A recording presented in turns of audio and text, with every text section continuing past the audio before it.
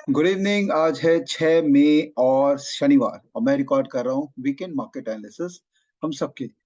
दोस्तों, कुछ ऐसे दिन होते हैं मार्केट के अंदर में वेयर मार्केट बोलता है कि भाई तू ओवर कॉन्फिडेंट हो रहा है और बड़ी तेज से एक तमाचा मार्केट मारता है। और तमाचा एक्चुअली में कोई भी रीजन से हो सकता है, कोई इवेंट हो सकता है, कोई ट्रिगर हो सकता है, कोई नहीं भी हो सकता है कोई रीजन। तो इसीलिए जनरली फ्राइडेज और मंडेज को ब्लैक फ्राइडे और पैनिक मंडे ये इसके नाम से ही बोला जाता है, बिकॉज कई बार ऐसा होता है कि फ्राइडे को मार्केट अलग तरीके से रिएक्ट करता है जो हम एक्सपेक्ट नहीं करते हैं।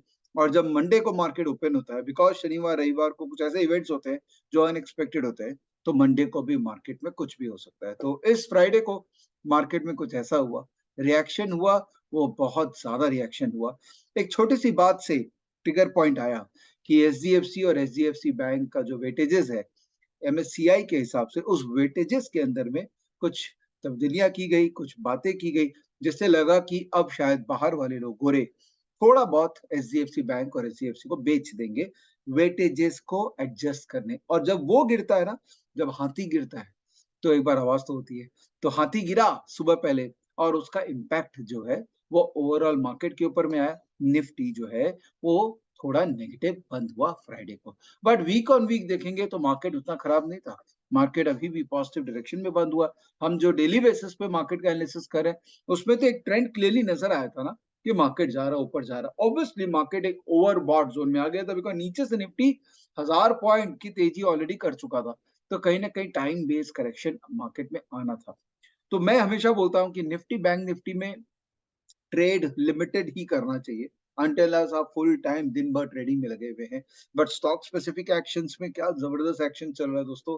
और मेरी बहुत ही स्ट्रॉन्ग कन्विक्शन डेवलप हो चुकी है कि आने वाले 5 साल इंडिया का स्मॉल कैप और मिड कैप इंडाइसेस का बहुत अच्छा परफॉर्मेंस होने वाला है। तो आप लोग स्टॉक आइडियाज ढूंढिए और निफ्टी बैंक निफ्टी से दूर हो जाइए, बिकॉज जितना आप उनको देखेंगे उतना आपके अंदर में बायसनेसेस आएंगे, उतना आप परेशान होंगे। ये जो मूवमेंट्स है इनको बिकॉज हम प्रिडिक्ट नहीं कर पाते, तो गेस वर्क है, तो फाइनली गेस वर्क तो गलत हो ही सकता है ना। तो चलिए चर्चा करते हैं क्या हुआ लास्ट वीक मार्केट में और आने वाले वीक में क्या हो सकता है, और स्टॉक्स को कैसे आइडेंटिफाई करें, और स्टॉक्स की बातें भी करते हैं किस स्टॉक के अंदर में क्या किया जा सकता है। तो लेट्स गो। वीडियो बंद कर दे रहा हूं अपना और स्क्रीन शेयरिंग कर रहा हूं और मार्केट की बातें करता हूं आपसे इस तरीके से। तो ये था मार्केट मोटा मोटी। अगर आप पिछले 7 दिन का मार्केट का मूवमेंट देखें तो pretty much every day positivity के साथ ही मार्केट बंद हो रहा था। लेकिन फ्राइडे को मार्केट में एक फॉल आया और वो आपको एक्चुअली इस पे बेटर तरीके से नजर आएगा। ये देखिए कितना अच्छा मूवमेंट मार्केट में था। बैंक निफ्टी लीड कर रहा था पूरा मूवमेंट को, फिर अचानक से बैंक निफ्टी जो कि लीडर था, जब उसमें कमजोरी आती है ना, वो कहते हैं ना, अगर जंगल में आग लग जाए और लोमड़ी भागने लग जाए या शेर भागने लग जाए, तो डेफिनेटली इसका इम्पैक्ट जंगल में दिखेगा। तो बैंक निफ्टी में कमजोरी आई बिकॉज ऑफ एफजीएफसी इश्यूज और मार्केट कमजोर हो गया। तो क्या मार्केट कमजोर रहेगा? उसके लिए अपने को डॉलर इंडेक्स देखना पड़ेगा। क्यों? तो डॉलर इंडेक्स में अगर हम लोग जाएं तो सॉरी मैं दूसरा स्क्रीन में जाता हूँ, या डॉलर इंडेक्स जाए तो वो 101 के नीचे है, विच इज अ गुड न्यूज। ये जो लेवल है ना डॉलर इंडेक्स का 181, इसके नीचे है। तो जब भी डॉलर इंडेक्स नीचे रहता है तो थोड़ा चिंता कम रहता है। इमर्जिंग मार्केट इंडेक्स के लिए पॉजिटिव बातें होती है। और ओवरऑल आप equity as an asset class को देखोगे, यूएस में देखिए प्रॉब्लम है, तो उसको मैं डिनाई नहीं कर सकता हूँ। यूएस का प्रॉब्लम जो है वो लॉन्ग टर्म स्ट्रक्चरल प्रॉब्लम है, वहां पर रिसेशन है, वहां अनएम्प्लॉयमेंट के प्रॉब्लम्स हो रहे हैं। तो वहां रिकवरी आने में मुझे लगता है थोड़ा समय लगेगा। लेकिन ये कुछ सेगमेंट्स ऑफ यूएस मार्केट जैसे नस्डैक है, टेक इनेबल सेगमेंट्स है और इमर्जिंग मार्केट्स है, ये सब मोटा मोटी अब रिकवरी पाथ पे है। तो डॉलर अगर नीचे रहा, काफी हद तक मार्केट का आने वाला डायरेक्शन डॉलर पे डिपेंडेंट है। तो डॉलर अगर नीचे रहा ना तो डेफिनेटली मार्केट ऊपर रहेगा। ये देखिए बड़ा इंटरेस्टिंग मूवमेंट चल रहा है गोल्ड के अंदर में। ऊपर जाता नीचे आता ऊपर जाता, but long term structural movement अगर देखेंगे गोल्ड के अंदर में तो एक तेजी का है। इसके ऊपर जाएगा तो और तेजी हो जाएगा। रूपी टर्म्स में गोल्ड और भी स्ट्रॉन्गर है, बिकॉज रूपी का भी इम्पैक्ट आता है ना। तो रूपी अगर वीक होता है, अगर यूएसडी आईएनआर देखे, तो रूपी अगर वीक होता है तो गोल्ड रूपी टर्म से वीक होगा। ऑल्दो यूएसडी आईएनआर उतना वीक नहीं हो रहा है, यूएसडी आईएनआर स्ट्रांग ही हो रहा है। मे बी आरबीआई उसको अच्छे से पकड़ के रखा है। इसके ऊपर जाएगा तो शायद यूएसडी आईएनआर में वीकनेस आएगी। But all in all market के अंदर में आई थिंक जो पॉजिटिव बायसनेस थी मार्केट में, फ्राइडे को एक थोड़ा करेक्शन के कारण मार्केट बंद हुआ है।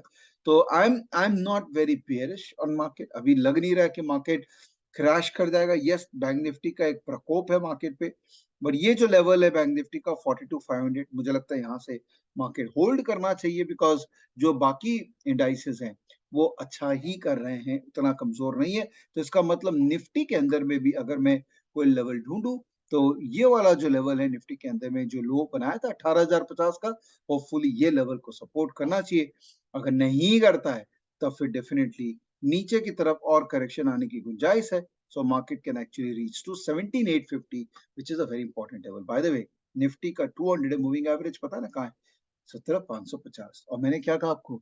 17,550 के ऊपर में रहे निफ्टी तो आराम से स्टॉक स्पेसिफिक काम करते रहिए, बिकॉज स्टॉक्स के अंदर में देखिए, एक्टिविटीज देखिए, गजब। कुछ कुछ स्टॉक्स तो ऐसा परफॉर्म कर रहे हैं जैसे tomorrow will never come back again. जबरदस्त मूवमेंट है। और ये सब आरएस स्ट्रॉन्ग स्टॉक्स है।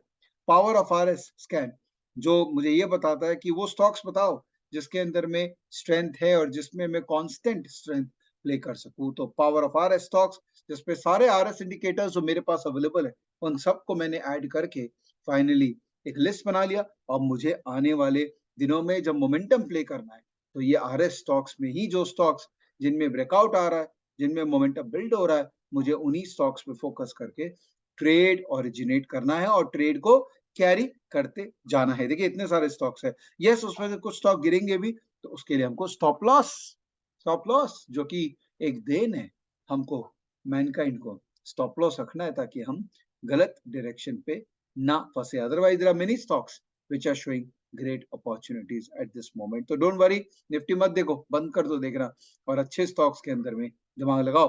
पावर ऑफ आरएस के अलावा चार्ट पैटर्न के स्टॉक्स है, कई ऐसे स्टॉक्स जो अभी चार्ट पैटर्न में कॉन्स्टेंटली आ रहे, जैसे लेमन ट्री है, सफायर फूड, वन कम्युनिकेशन। देखिए पेटीएम कितना अच्छा मूव दिया after chart pattern.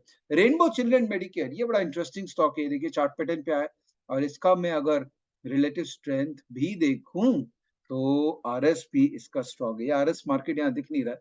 Late me just go to trading view, और यहाँ पर देखते हैं कि रेनबो का क्या है, रेनबो चिल्ड्रन मेडिकल के। और यहाँ पर आरएस देखे, यस, यहाँ पर आरएस वेरी मच स्ट्रॉन्ग है। 2 आवरली के अंदर में थोड़ा वीकनेस आया, बट आई थिंक ये स्टॉक ओवरऑल इस स्विंग हाई के ऊपर, ऐसे 805 के ऊपर, तो इसका मतलब ये स्ट्रॉन्ग है। अच्छा दोस्तों, एक छोटी सी बात मैं कॉन्सेप्चुअली आपको बता देता हूँ। आपने पता नहीं मेरा वीडियो देखा है कि नहीं, तो I don't know whether you understand this concept और नॉट। जब मैं कहता हूँ स्टॉक अच्छा है, इसका मतलब ये नहीं कि मंडे को जाके बाई कर, नहीं। हर स्टॉक का एक चाल होता है, एक पैटर्न होता है। तो आप स्टॉक आइडेंटिफिकेशन कर सकते हैं अलग अलग तरीकों से, बट फाइनली कब लेना है, किस भाव पे लेना है, रिस्क रिवॉर्ड रेशियो कितना होना चाहिए, लेके कितना फायदा आ सकता है, कितना खोने को हमारा मार्जिन होना चाहिए, ये सारी बातें भी बहुत इंपॉर्टेंट है। और वो जब तक आप प्रॉपरली स्ट्रक्चर्ड वे में नहीं सीखोगे, यूट्यूब से मैंने अपने सीरीज के थ्रू सब कुछ सिखा दिया है, बट हैंड होल्डिंग, एक प्रॉपरली गाइडेंस होनी बहुत जरूरी है, ताकि आप इस प्रोसेस को प्रॉपरली इम्प्लीमेंट कर सके।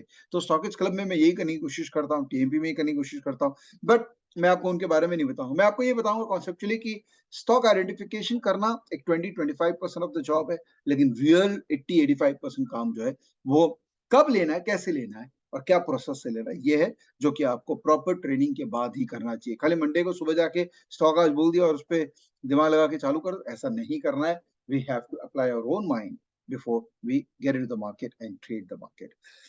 ठीक है दोस्तों, ये छोटा सा एक वीडियो था आपके लिए, वीकेंड एनालिसिस था।